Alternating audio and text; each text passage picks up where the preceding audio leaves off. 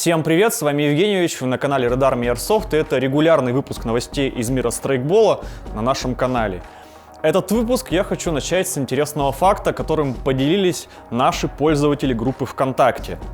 В японском языке есть слово, которое означает «жена» или «моя жена», и звучит оно как «цума». Жена. «Цума». Теперь владельцы приводов от Цимки могут по-другому взглянуть на своих боевых подруг.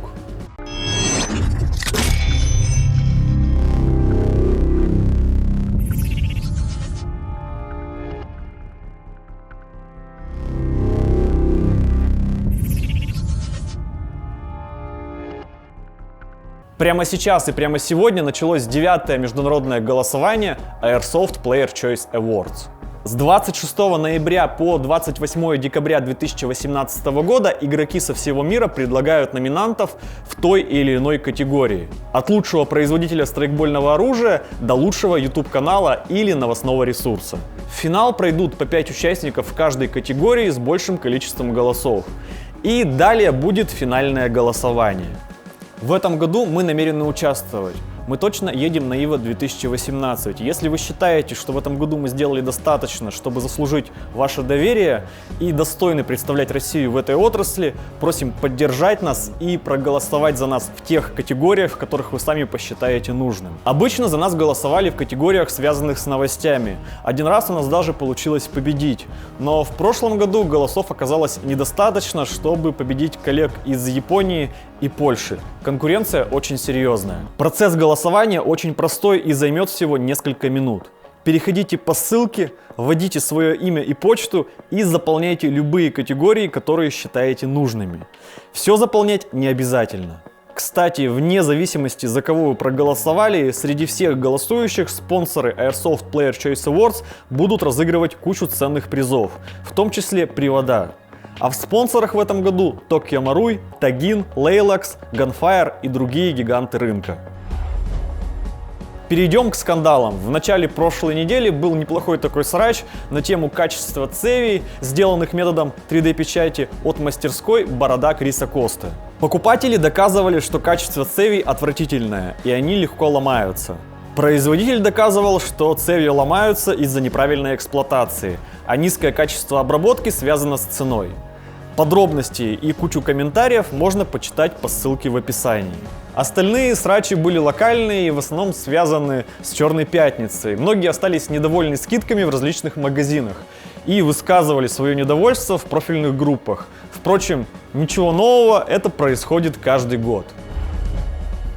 В остальном неделя была богата новинками для ценителей стороны РФ и короткими блиц-новостями без особых подробностей. Начнем с приятного. Подтвердилась информация о том, что BR Pow Production работают над страйкбольной ГББ-версией пистолета MP443 Грач.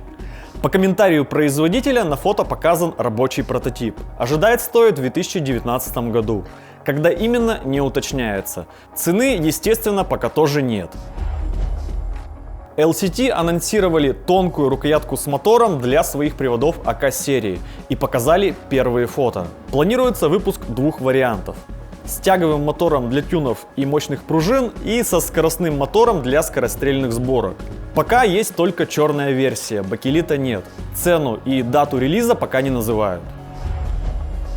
Raptor Airsoft, известные как производитель страйкбольных версий ПКП Печенек и Bullpup версии ПКП Печенек, которую я держу сейчас в руках, очень оперативно реагируют на новинки в мире обвеса для ПКП. Зенит еще не успели выпустить оригинальную версию приклада PT2 для ПКП, а Raptor уже показывают прототип, напечатанный на 3D принтере.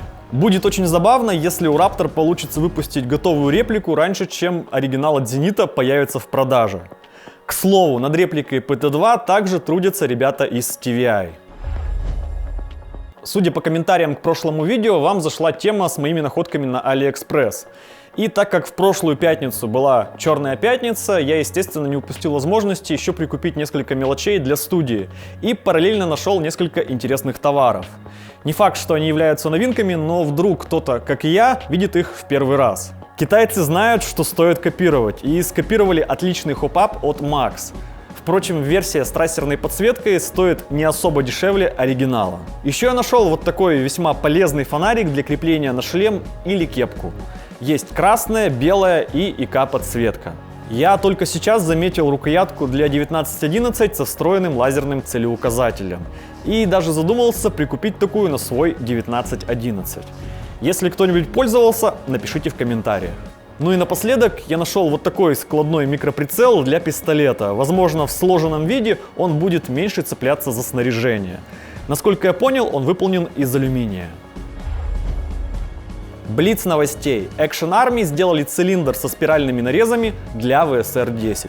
MBC разработали аналог универсальной платформы Agilite Gear для размещения дополнительного оборудования на шлемах. Gardner сделали обновленную рамку для Glock 17 от Humorex. CRW показали фото прототипа алюминиевого слайда для Glock 19 от Humorex. Кто производитель, пока неизвестно. На прилавках японских магазинов были замечены розовые подсумки к розовому P90 от Tokyo Marui.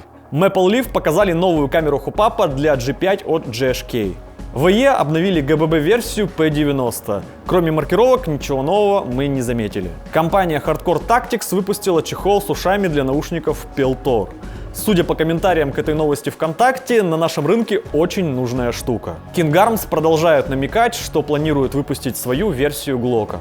Это все новости, которые мне удалось добыть на этой неделе. Если у вас есть что-то новое, правильно, присылайте это в предложку новостей в нашей группе ВКонтакте. И еще раз прошу потратить 5 минут и поддержать нас в голосовании Airsoft Player Choice Awards. А у меня на этом все. С вами был Евгеньевич. Обсуждайте новости в комментариях, ставьте лайки, делитесь этим видео с друзьями. До скорого!